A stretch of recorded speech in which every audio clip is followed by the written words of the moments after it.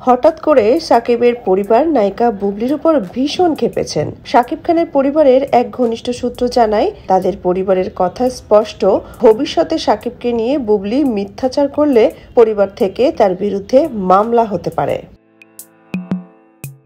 কথা শুনে বুবলি বলেন, ভবিষ্যতে কেন, তিনি চান এখনই তার বিরুদ্ধে আইনগত ব্যবস্থা নেওয়া হোক, তাহলে তিনি যে কোনো মিথ্যে কথা বলেননি ওটাও প্রমাণসহ আইনিভাবে তুলে ধরতে পারবেন।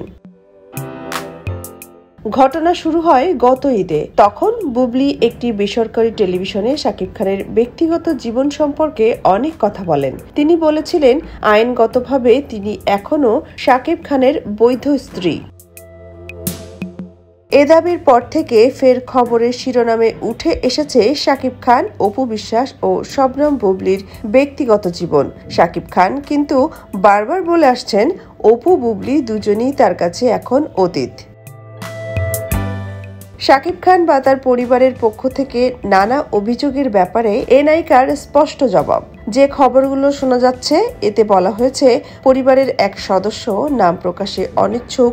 এসব সূত্রেই বা কি বলার আছে, নির্দিষ্ট কারোর নাম থাকলে কথা বলতে সুবিধা হতো, অভিযোগ ধরে ধরে সব বলা যেত।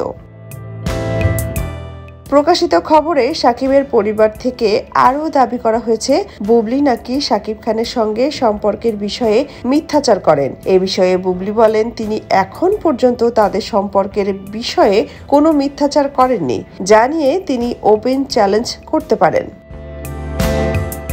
সোনিয়া খান, খবর সংযোগ।